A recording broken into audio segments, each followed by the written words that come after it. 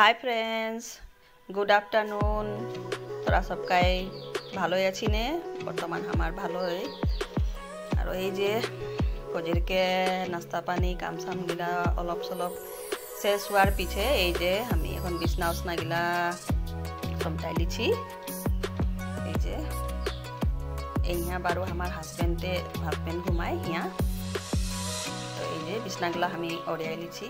আর তোরা সোফাগুলা ভি ইটকে হয়ে যাইছিল, কালকে মানুষ আছে রে তোরা বটে ইটকে অলপ হয়ে যাইছে, ওগুলা ঠিক করে দিছি আমি।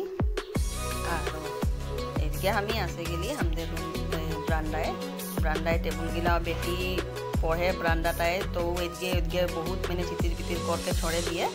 তো এগুলা আমি এই যে কিতাব সিতাবগুলাও বুক সুকগুলাও যাহা পড়ে হুয়াই এরকম রাখে করে ছড়ে দিয়ে। আগে বহুত বলতে লাগে এটা এরকম কর, এটা এরকম কর, ও এখানে করবে এখানেই ভুলাই যায়। তো এই যে এগুলা ঠিক করলি, আর ঠিক করে করে আমি আসে গেলি আমাদের কভারগুলা কালকে আমি ধুয়ে রহি। কাল কভার সভারগুলা সব ধুই করে আমি সব রাখে রহি, কারণ কখন কীরকম বরখনটা দিলে এক সমান দিতেই থাকে, কাপড়গুলা শুকাতেলে অলপ প্রবলেম হয়। এই কারণে আমি আগে ধুই করে এগুলা রাখে দিয়ে রহি। এখন পূজাও আসবে, কারণ কালকে তো মহালয়া কালসে স্টার্ট হয়ে যাবে। তো এই যে আমি কভারগুলা লাগাই দিছি ব্রান্ডার সোফাটামে। আর এই যে লুকটা দেখ কিরকম লাগছে, তোরা ভাল লাগছে না তোরা বলবি কমেন্ট মে। আর এই যে আমাদের রুমে এখন আমরা আসে গেলি, यहाँ আমি আর আমার বেটি আমি ঘুমাই। তো এই যে বিছনাটা আমি এখন ঝাড়ে দিচ্ছি ভালসে। তো আমাদের পিতর পক্ষটা কালকে খতম হবে, তো কালকে আমরা উঠাবো। আমরা পুরাই মানি তিথি হিসাবে নহয়, আমাদেরটা পুরা পড়ে। তো কারণে কালকে মহালয়া কালকে আমরা শেষ করবো নিয়মগুলা করকে। তো কারণে ফজিরে যতদিন পিতর পক্ষ সব দিন গা ধুইকে আর মানে সব নিয়ম সিয়মগুলা করতে নাস্তা পানি বানাতে হয়। তো ফজিরে একবার গা ধোয়া হইলই আমার, এখন আরেকবার বাকি আছে। তো এই যে আমি কামগুলা করতে করতে আরও দেরি হয়ে যাবে বলে দুপুরিয়ার খাওয়াটা আমি এদিকে ডালটাও কড়াই বসাই দিলি আর এদিকে ভাতটাও বসাই দিলি। তো 2 ঘন্টায় হয়ে গেল বারো আমার খুচরি কামগুলা করতে করতে।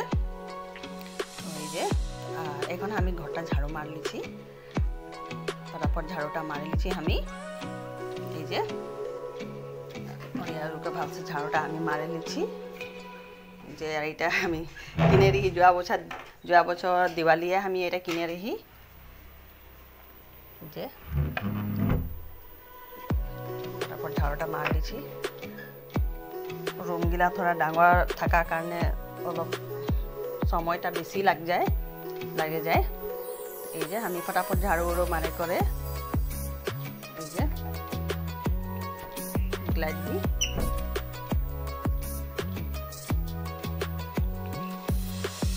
আর আজকে দিনটাও খুব ভালো করেছে, রোদও দিছে, কামগুলাও করতে হলে ভালো হয়। আরও এরকম রোদ দিলে, আর যখন বরখনটা গিরে তখন অলপ প্রবলেম হয়ে যায় বারো আমাদের কাম করতে হলে,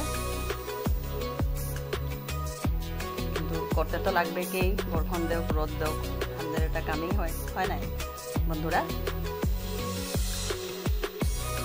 তো এই যে আমি এখন ঘরটা মুছে নিচ্ছি, ফটাফট মুছা লাগাই দিচ্ছি, কারণ ফজরে নিয়ম সিয়ম করার এগুলো আমি নাস্তা পানি বহুত দেরি হয়ে যায়, ওর কারণে এগুলা আমি থোড়া পিছিয়েই করি। এই যে ফটাফট আমি এখন রুমগুলা মুছে করে নিকলাই নিচ্ছি, তো মাধ্যম ফটাফট মুছে নিচ্ছি।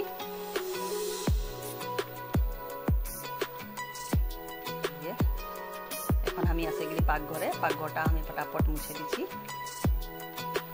ওটাই পাকঘরে যে আমি মুছে করে একেবারে আমি কিছু দিকে বাহির দিকে একেবারে বাথরুম সাইডে একেবারে আমি নিকলে গেলি।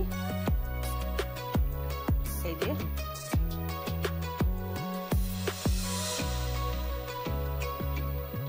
আমি যখন দিয়ে ঘর মুছি আমি মানে এরকম ডান্ডাটাকে আমি অলপ সরফ সাবুন দিয়ে করে আমি মানে ধুয়ে দিই আরও, কারণ এরকমই পানি মেয়ে ঢুকে রাখ দিলে ভাল নাই লাগে আর লেটা লাগতে থাকে। ওর কারণে আমি ভাবতে ওয়াকে সাবুন দিয়ে ডেলিয়ে ধুই আরও যখন ঘরটা মোছা হয়। এই যে আমি পাকঘরে আসে গেলে আসে করে আমি এখন যে সবজি কাটছি বাঁধাকপি আলু টমাটো দিয়ে করে সবজি বানাবো বলছি। তো এটাই আমি কাটি নিয়েছি ফটাফট দুপুরে এটা খাওয়ার কারণে। এই যে তিতা কারলা भी কাটে নিয়েছি, এটা ভাজা করে দিব বলতে ভাবলি আরও। তো মিস্টার আনে বাজার করে করে তো কবাটা তিতা কারলে এই যে দেখ তোরা পচা নিকলো বহুত কিলা পচা নিকলো দেখ। তো উপায় তো নাই খেয়ে আরও বাজারওয়ালা দোকানিওয়ালা গিলা না ওরা না কি জানে যে কোনটা ভাল কোনটা বেয়া হবে গলকে ভিতরে হয় নাই কারণে আর এই যে আমি এখন দুই দিকে জলদি হবে আমার কামগুলা জলদি শেষ হবে বলকে আর সময়টা ফটাফট পার হচ্ছে ওই কারণে আমি ফটাফট দুই দিকে কড়াই বসাই দিলি আর দুই দিকে কড়াই বসাই করে যে আমি ফটাফট এখন একদিকে আমি বাঁধাকপি ভাজাটা আমি সবজিটা এদিকে একদিকে আমি বনাই নিছি বাঁধাকপিটা ফটাফট আর আমি একেবারে টমাটোটা কাটি করে দিয়ে দিচ্ছি কারণ টমাটোটা বহুত ওভার পাকে যাইছে সবজিটার সঙ্গে দিলে ওটা ফটাফট হয়ে যাবে বারু গলে যাবে কারো এদিকে আমি তিতা কারলাটা এখন ভাজি নিব এখানে একদিকে ছোটো কড়াই একটা বসাই দিলি আর এই যে তিতা কারলাটাও আমি এখন ফটাফট আমি ভাজি নিচ্ছি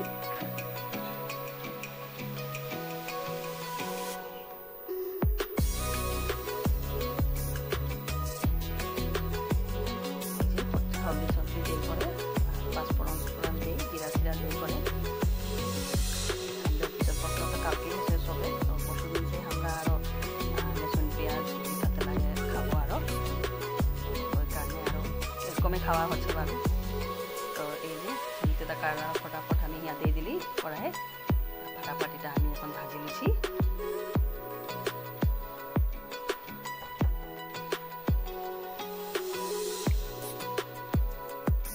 তো তোদের বতর আজকে কিরকম পড়েছে এবার কমেন্টে জানা দিত আর এই যে আমি গা পা ধুই করে কাম শেষ হওয়ার পাশে আসে গেলি ভিডিওটা এতনাটা আমি তোদেরকে ভালো লাগলে লাইক কমেন্ট আর শেয়ার একটা করে দিও বাবা।